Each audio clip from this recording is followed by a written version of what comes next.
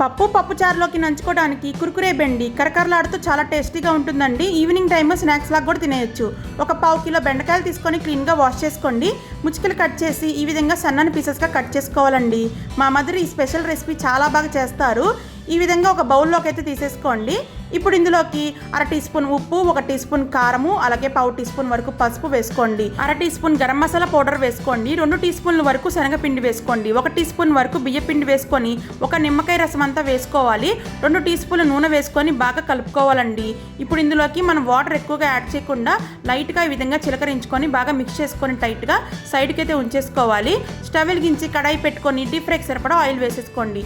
Oil బాగా కాగిన తర్వాత మీడియం ఫ్లేమ్లోకి షిఫ్ట్ చేసేసి బెండకాయ పకోడీ మాదిరిగా వేసేసుకొని గోల్డెన్ బ్రౌన్ కలర్ వచ్చాక టిష్యూ పేపర్లోకి అయితే తీసేసుకోండి. చాలా క్రిస్పీగా ఉండే ఈ కుర్కురే బెండిని మనము పప్పులోకి, పప్పుచారులోకి, సాంబార్లోకి నంచుకొని తినొచ్చు. ఈవినింగ్ టైమ్ స్నాక్స్ లాగా కూడా తినేయచ్చండి.